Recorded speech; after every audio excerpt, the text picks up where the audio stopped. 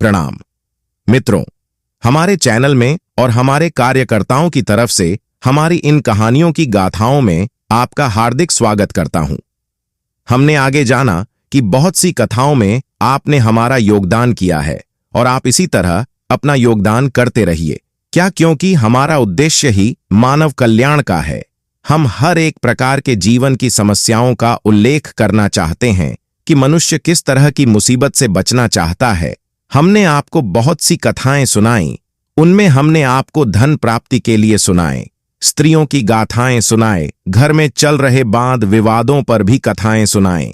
लेकिन आज हम बताने जा रहे हैं वह बहुत ही महत्वपूर्ण बात होगी, क्योंकि प्राचीन काल में हमारे भारत पर बहुत से ऋषि मुनियों, संत तपस्वियों का आना जाना रहा है। उन्होंने अपनी तरफ से देव और योग से बहुत सी ऐसी कठिनाइयों का सामना किया है जो आज तक किसी भी प्रकार के देश या जिले में नहीं किया, जो सिर्फ केवल भारत में ही मिल सकता है।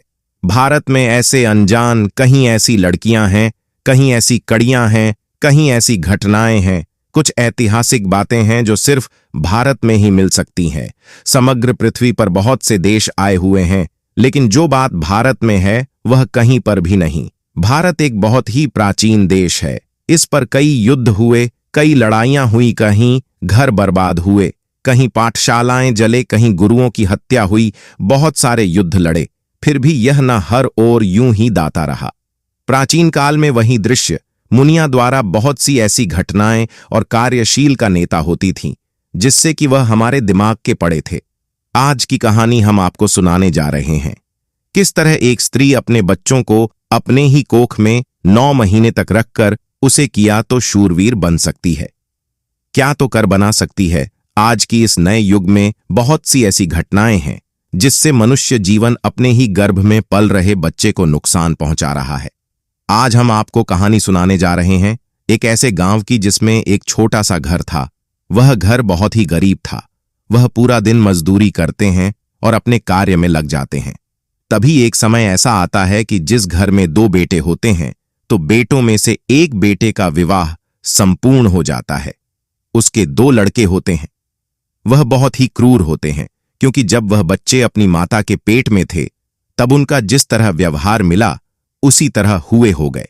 अर्थात जिस प्रकार एक माता के गर्भ को 9 महीने तक सुरक्षा एवं संस्कारों की जरूरत होती है, वह उन्हें नहीं मिला। वह इतने बदमाश और निजी थे कि पेड़, पशु और जानवरों को काटते और मरते थे। हर एक इंसान से पूरी तरह से बात करना ना है में कोई संस्कार था, ना है में कोई स्थित थी। तभी छोटा लड़का बहुत छोटा था। वह सभी ध्यान कर रहा था। उसकी बहुत ही कठिनाइयों के बाद उसने बहुत से ऐसे आर्य मुनियों के पास बैठना शुरू किया, जिससे उसने बहुत सारे ऐसे ग्रंथ जाने जिसमें लिखा था कि स्त्री गर्भ में ही बच्चे को एक ऐसी शिक्षा दी जा सकती है जिससे वह बहुत ही अच्छाम भी और अत्यंत बलशाली हो सकता है। वह बहुत ही पराक्रमी हो सकता है। उसने महाभारत कालीन के अभिमन्यु की गाथा सुनी, महाभारत कालीन के बर्बरीक की गाथा सुन, सुभद्रा की कथा सुन। उसने कृष्ण की भी गाथा सुनी। उसने रामायण पाठ किया, उसने गरुड़ पुराण पढ़ा, उसने शिव पुराण पढ़ा, उसने रामायण पढ़ी, उसने महाभारत पढ़ा और उसने बहुत से ऐसे ग्रंथ पढ़े जिससे उसकी उसमें बहुत ही रुचि होने लगे। वह जैसे जैसे आर्षि मुनियों की संगत में आया, उसी तरह उसका जीवन बदलने लगा। वह घर पर पूजा पाठ करने लगा। सुबह उठते ही शिव शंभू को जल चढ़ाने लगा, माता पिता की सेवा करने लगा, बड़े भाई का आदर करने लगा और घर पर आने वाले सदैव नाथ नियम पशु एवं गाय, कुत्ते, बिल्ली को रोटी देने लगा। इस तरह वह दान, पुण्य और धर्म के मार्ग पर चला गया। समय बीतने के साथ उसके पिताजी को भी उसकी चिंता होने लगी, क्योंकि वह बहुत ही सन्यास हैसी होने चाहता था, लेकिन उसके पिता को यह मंजूर नहीं था। उसके पिता ने उसका लगा एक ऐसी कन्या से किया जो बहुत ही संस्कारी और बहुत ही कोमल थे। वह एक ऐसे कार्य में छोड़ना चाहता था कि उसको उसके पिता ने उसे भटका दिया और उसे कन्या का विवाह अपने पुत्र के साथ करवा दिया। अपने पुत्र के साथ विवाह करने के बाद उसको जब यह सभी ज्ञान हुआ कि बच्चे को इस तरह मां की कोख में रखकर उसे प्रभावशाली बना सकते हैं, तभी उसने वह सभी प्रयास किया। उसने अपनी पत्नी के साथ रहकर अपनी पत्नी को भी बहुत सारे ग्रंथ सुनाए, बहुत सारी कथाएं, कविताएं, वीरांगनाएं, महाराणा प्रताप, छत्रपति शिवाजी और बहुत सारे वीरों की गाथाएं सुनाएं। उसने रानी लक्ष्मीबाई की भी कथाएं सुनाई। उसने अपनी पत्नी को एक ऐसी की शादी जिससे वह भारत पर हर एक इतिहासकारों की गाथाएं सुनाएं। किस तरह वेद पुराण का ज्ञात हुआ, किस तरह साधु संतों की सेवा की जा सकती है, सब कुछ को सिखाया जो एक पति है अपने पत्नी को फरमाहित करने में कार्यरत हो सकता है। और कुछ समय बचने के बाद उसकी पत्नी क्यों एक ऐसा बच्चा हुआ जो बहुत ही भाग्यशाली था। उसके माथे पर एक ऐसी चमक थी जिसे देखकर हर एक गांव का वृत्त इंसान देखकर को अचंभित हो गया। वह बच्चा जैसे जैसे बड़ा होने लगा, वह भी अपने पिता के साथ गुरुकुल जाने लगा, गुरुकुल शिक्षा लेने लगा, आर्षि मुनियों के संगत में आने लगा। वह भी एक प्राचीन भारत की तरफ बढ़ निकला और वह जैसे जैसे बड़ा होता गया वैसे वैसे उसकी ख्याति बढ़ती गई। और तभी उसके बड़े पापा के लड़के उनसे बहुत ही बुरी तरह से व्यवहार करते थे। फिर भी उसने उनको नम्रता से जवाब देते हुए उनको एक नई दिशा दिखाएं। इस तरह प्राचीन भारत में होने वाले बहुत सारे कथनों को उसने भी पूरे गांव में प्रचलित कर दिया। श्री गांव के लोगों को सिखाया कि किस तरह मनुष्य की रचना की जा सकती है, किस तरह मनुष्य को एक दिशा दिखाई जा सकती है, किस तरह मनुष्य को एक नया मार्ग दिखाया जा सकता है। सब कुछ किया जा सकता है, कुछ भी संभव नहीं होता। जो मनुष्य अपने मन में ठान लेता है उसको पूर्ण करने की क्षमता उसी के अंदर ही रहती है। क्योंकि अगर झूठ है तो सत्य भी है, अगर अंधकार है तो उसके सामने उजाला भी है। जैसे एक अंधकार में एक दिया जलाने से चारों तरफ उजाला हो जाता है, इस तरह एक प्रकाशमान व्यक्ति के आने से पूरे घर में एक नई मार्गदर्शकता मिलती है। इस तरह उसे बच्चों की भी चारों ओर प्रशंसा होने लगी। कहानी राजा रजवाड़ा में उसकी बातें होने लगे, कई शहरों गांव में भी उसकी बातें होने लगीं। उसको लेने के लिए बहुत सारे लोग आने लगे और बहुत से ऐसे कार्य जो उसके द्वारा भी करवाने लगे। और जैसे जैसे वह बड़ा होता गया उसकी इतनी बढ़ती हुई प्रशंसा देखकर उसके पिता को भी चिंतित होने लगी। और एक दिन उसे लड़के की बहुत ही पूरी तरह से वह रात को सपने में सोया था और वह अचंभित हो गया। और उसके पिता यह सब देखकर बहुत ही दंग रह गए कि मैंने जो अपने पुत्र को सिखाया है, जो मैंने उसकी माता को सिखाया है, वह एक दिन मेरा ही कल बन जाएगा। क्योंकि मेरे पुत्र की तरफ चारों ओर जैसे जैसे उसके प्रशंसा बढ़ रही है उसके दुश्मन भी वैसे ही बट रहे हैं। मेरा एक ही पुत्र है, मुझे उसका उपाय सोचा होगा।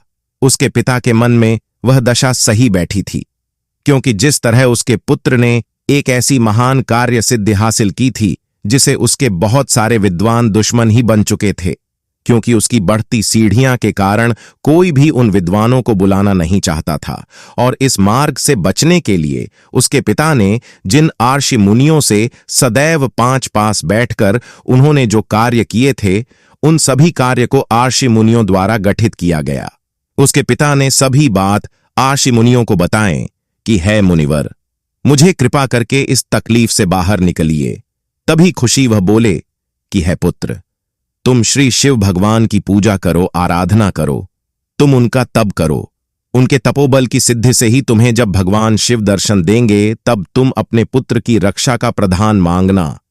तभी हुई उसे बच्चों के पिता ने ऐसे एक गठित कार्य सिद्ध स्थान का, वहां पर जंगलों में बैठकर बहुत सारे समय तक उन्होंने तप किया। और तब करते करते उन्होंने भगवान शिव को सुनने किया। भगवान शिव को प्रसन्न करके उन्होंने कहा कि हे प्रभु, मैं इस तरह चुकाया किया है वह बहुत ही सृष्टि के लिए, हित के लिए है, लेकिन इस सृष्टि कार्य में मेरे पुत्र की जान बहुत ही खतरे में आ गई है। तभी भगवान शिव बोले कि तुमने जो किया है वह बहुत ही सांसारिक है और हर एक व्यक्ति को भारत के संस्कृति बचाने के लिए यह करना चाहिए। लेकिन तुमने जो कार्य किए हैं वह बहुत ही निशानियां हैं, इसीलिए तुम्हें चिंता करने की कोई जरूरत नहीं है। जिस तरह स्त्री के गर्भ में 9 मान रख रहने के बाद जो पुत्र पैदा होता है वह उसके आजू बाजू के आचरण से ही होता है और वह एक दीपक की तरह ही उजाला होता है। उसे कोई भी व्यक्ति, कोई भी परिस्थिति, कोई भी पुरुष उसे कुछ भी हानि नहीं पहुंचा सकता। इसीलिए तुम्हें कोई भी चिंता करने की जरूरत नहीं है, क्योंकि जिस स्त्री के गर्भ में 9 माह रहने के बाद जो पुत्र 9 माह में जो भी गर्भ में रहकर जो भी कार्य सिद्धियां सीखना है वह जीवन पर उसके शरीर में रह जाते हैं, वह संस्कार रूप में उसके शरीर में रहती हैं और वह पुत्र बहुत ही अद्भुत होता है। तुमने जो भी आर्षि मुनियों से ज्ञान लिया है वह परम सत्य है। तुम्हारे पुत्र को कुछ भी नहीं होगा। तभी उसे पुत्र के पिता को फिर एक प्रश्न हुआ और उसने भगवान शिव से पूछा कि हे प्रभु, क्यों संसार में अच्छे लोगों की ही कठिनाइयां होती है? तभी भगवान शिव ने कहा कि हे पुत्र, जो जैसा कर्म करता है वह वैसा ही फल पाएगा। यह विधि का विधान है और यह गठित है, लेकिन इस विधि के विधान को भी एक माता बदल सकती है। वह अपने पुत्र को इस तरह शिक्षित कर सकती है कि उसे पुत्र को कोई भी हाथ नहीं लग सकता। इसीलिए सभी संस्कार और कार्यभार माता के हाथों में ही होते हैं। इसलिए मन को जनानी का पद दिया गया है। पुत्र, तुम्हें कोई भी चिंता करने की जरूरत नहीं है। यह सब तुम्हारे पूर्व जन्म के फलों का प्रताप है जो तुम्हें ऐसा पुत्र ऐसी पत्नी प्राप्त हुई है और तुमने मेरे दर्शन किए हैं। ऐसा कहकर भगवान शिव लुप्त हो गए और वह पिता खुशी खुशी अपने घर गए और अपने पुत्र को कहा कि हे पुत्र, तुम जो कार्य कर रहे हो उसको बहुत ही सटीकता से करना। तुम्हें अभी बहुत सारे कार्य करने हैं जो बहुत ही भाग्यवान लोगों को करने होते हैं। ऐसा कहने पर उसकी माता और पिता बहुत ही गर्व करने लगे और वह पुत्र ऐसे ही कार्य करने लगा। इसीलिए मित्रों, आज इस कथा में हमने आपको बताया कि एक पुत्र की शिक्षित जगह उसकी माता का गर्भ होता है, क्योंकि जो भी 9 माह के जो गर्भ में रहता है, जो माता जो भी कार्य करती है उसके गर्भ में रहे पुत्र या पुत्री पर उसका 90% असर रहती है और वह आजीवन उन संस्कारों से घिरा रहता है। कृपया अपने आप पर ध्यान दें और अपनी संतानों को एक नई दिशा दें। अपने नए संतानों को आने वाले भविष्य में जो भी आपका कार्य होगा उन संतानों को शास्त्र और प्रतिविधान वेद पुराण और संस्कृति की तरफ ले जाइए। प्रणाम।